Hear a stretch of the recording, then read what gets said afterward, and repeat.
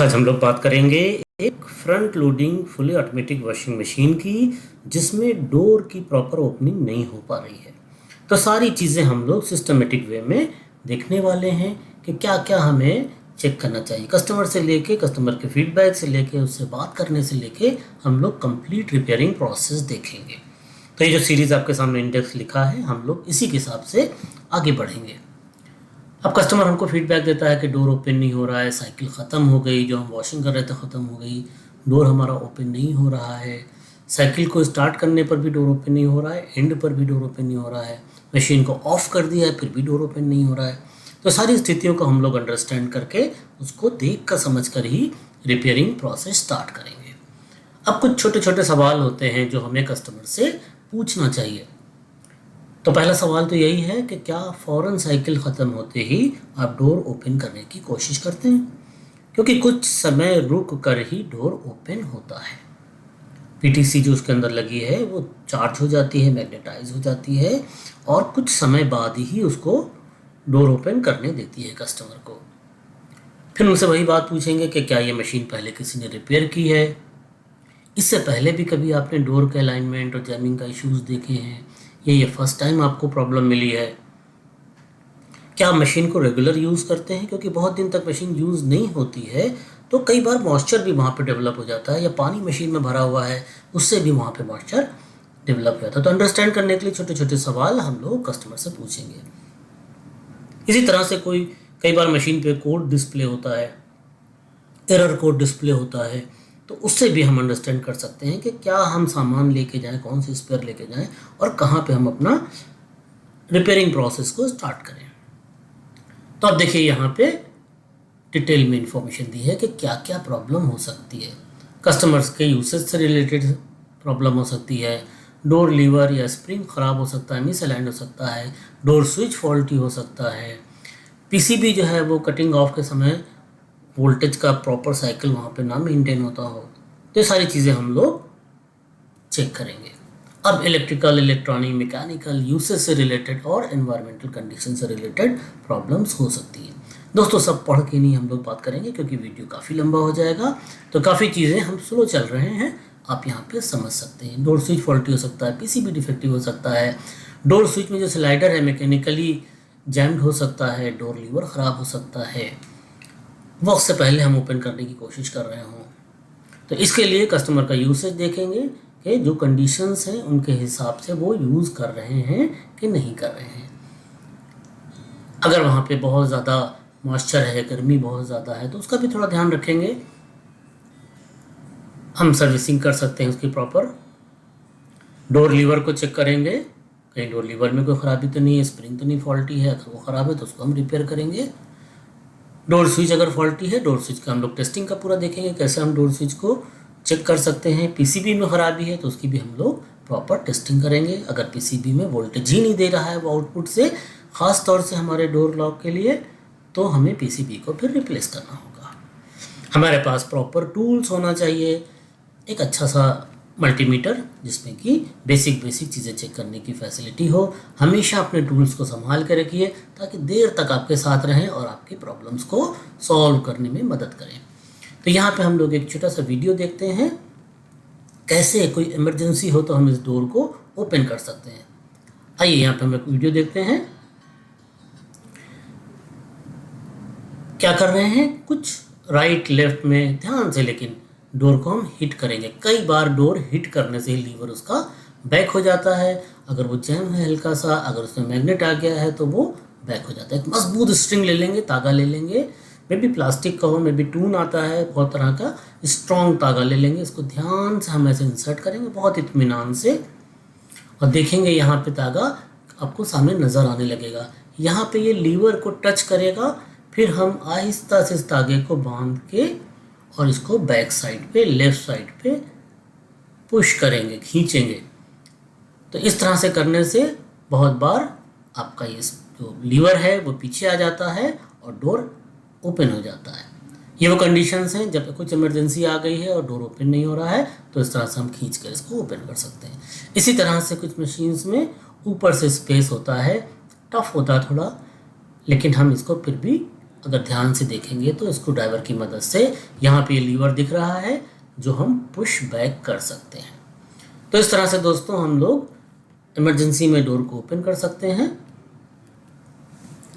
अब हमको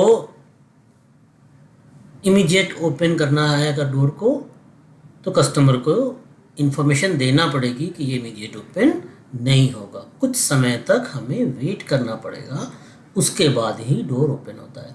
approximate wait का टाइम जो है वो 1 मिनट 60 सेकेंड्स होता है। जब वहाँ पे जो पीटीसी है वो कूल हो जाती है और डोर ओपन करने के लिए रेडी हो जाती है। तो एकदम तुरंत अगर हम ओपन करना चाह रहे हैं तो हो सकता है कि डोर ना ओपन हो, तो ये कोई प्रॉब्लम नहीं है, ये कस्टमर को एजुकेट करना पड़ेगा। यहाँ पे देखिए आपको डोर लॉक की पूरी डिटेल दिखाई गई है। यहाँ पे ये देखिए ये लॉकिंग पिन है, ये पूरा जो है वो एक कॉपर स्ट्रिप का फ्लिपिंग कॉन्टैक्ट है जो अप डाउन होके कॉन्टैक्ट कनेक्ट करता है, डिस्कनेक्ट करता है। कैसे अप डाउन होता है, यहाँ पे एक पीटीसी रिले लगी रहती है जो कि पोटेंशियो थर्मल कंट्रोल है, और जब ये गर्म होती है तो इसकी एक्टिविटीज़ में चेंजेस आते हैं। इसी के साथ साथ यहाँ पे बाई मेटेलिक स्ट्रिप है, थर्मल इंसुलेटर प्लेट है और ये कॉन्टैक्ट्स हैं। ये जो पूरी एक्टिविटी है वो इस लीवर को स्लाइड इन स्लाइड आउट करती है, जिससे कि डोर की लॉकिंग पॉसिबल होती है।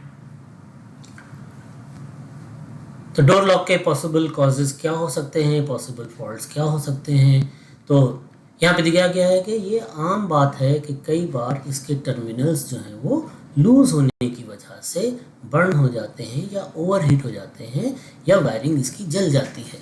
तो उस कंडीशन में हमको वायरिंग चेंज करना होगी, इसकी कॉन्टैक्ट्स को प्रॉपर क्लियर करना होगा। जो पॉइंट्स एक्टिवेट करते हैं ख़ासतौर से कॉमन को, वो कार्बनाइज हो जाते हैं, फेस और कॉमन में कनेक्टिविटी करने वाले कार्बनाइज हो जाते हैं, बर्न हो जाते हैं। पीटीसी हीटर जो है वो ख़राब हो सकता है, ओपन वाइंडिंग हो सकता है, ओपन सर्किट हो सकता है, ब्रेक हो सकता है पीटीसी।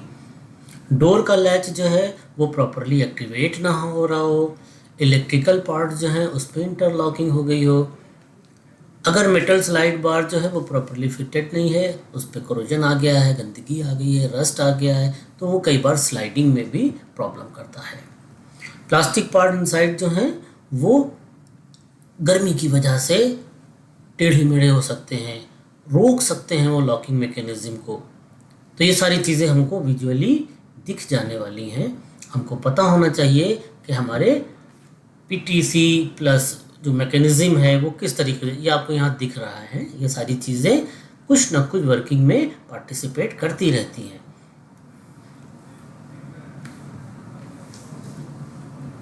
यहाँ पे ये लीवर दिखाया गया है और एक ये डोर ओपनिंग का हम आपको और दिखाते हैं। अंदर एक यहाँ पे एक लीवर होता है जो एक्टिवेट करता है इंटरनल लीवर को। जब इसको हम प्रेस करते हैं तो इंटरनल लीवर जो है वो एक्टिवेट होता है जो लॉक करता है लैच को। तो यहाँ पे देखिए ये इंटरनल वो है, ये लीवर एक्टिवेट होता है। अगर इसके अंदर का स्प्रिंग, इसके अंदर कोई कमी खराबी आ गई है, टूट गया है, तो उन सारी कंडीशंस में ये बैक नहीं होगा तो इसको ओपन करना टफ होगा। तो हमको इस चीज़ का ध्यान रखना चाहिए। अब यहाँ पे हम लोग बात करते हैं स्विच अगर फॉल्टी है, मतलब ये कनेक्टिविटी अगर फॉल्टी है तो हमको ओपन करके इसको चेक कर सकते हैं। इजीली ओपन हो जाता है, कोई बहुत टिपिकलिटी नहीं है।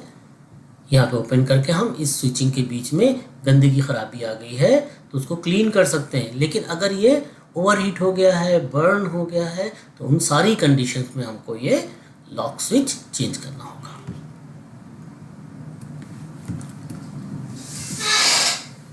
यहाँ पे भी आपको अलग अलग स्टेप्स शो किए गए हैं जिसको आप अंडरस्टैंड कर सकते हैं। फॉल्टी डोर स्विच है तो हमें क्या क्या बेसिक चेक करना है। NLC लिखा है, ध्यान से देखेंगे। यहाँ पे आपको 230 लाइन और न्यूट्रल का सप्लाई मिलने वाली है। जब 230 सप्लाई यहाँ पे आती है तो ये लीवर पुश होता है। जब ये लीवर पुश होता है तो ये लॉकिंग मैकेनिज्म को एक्टिवेट करता है और लॉक कर देता है। अगर हम इसको मैनुअली स्लाइड करते हैं तो फिर जो हमको दिख रहा था सप्लाई N और L में, ये हमको C और N में सप्लाई 230 दिखना चाहिए, जब तक कि ये वापस अपनी जगह पे नहीं आ जाता है। अब इसको रिटर्न होने में हम लोग जो बात कर रहे थे, 1 मिनट इसको वापस अपनी जगह पे आने में लगता है। हम इसको अगर एरो डायरेक्शन में पुश करते हैं तो ये चेन यहाँ पे हमको दिखना चाहिए, और ये आराम से अप डाउन होना चाहिए। अगर ये अटक रहा है, अगर ये रुक रहा है, अगर ये फंस रहा है, तो प्रॉब्लम फिर इस लॉक में रहने वाली है। इसी तरह से हमको पता होना चाहिए कि पीसीबी में कहाँ से सप्लाई जो है वो लॉक को जा रही है। तो यहाँ पे आपको जो पीसीबी में वायर दिख रहे हैं, डार्क ब्राउन वायर है ये, और ये ब्लू वायर है, यहीं से 220 वोल्ट सप्लाई आपकी फॉरवर्ड होती है। अगर यहाँ पे सप्लाई नहीं आ रही है, दैट मीन्स प्रॉब्लम कहीं ना कहीं डेवलप हो चुकी है, प्रॉब्लम कहीं ना कहीं कंटिन्यू हो रही है।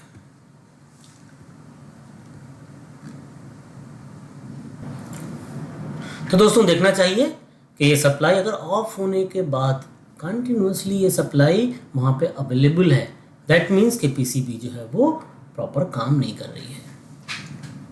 जिस वक्त मशीन ऑफ हो जाती है, कुछ देर बाद ये सप्लाई वहाँ से डिसकंटिन्यू होना चाहिए।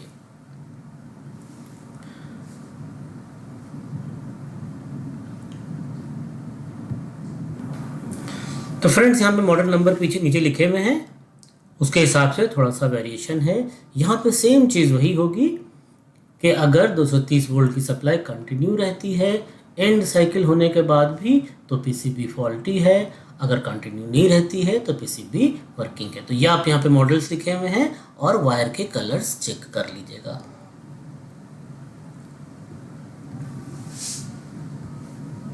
तो इस तरह से हम लोग बहुत आसानी से प्रॉब्लम को सॉल्व कर सकते हैं। Thank you very much.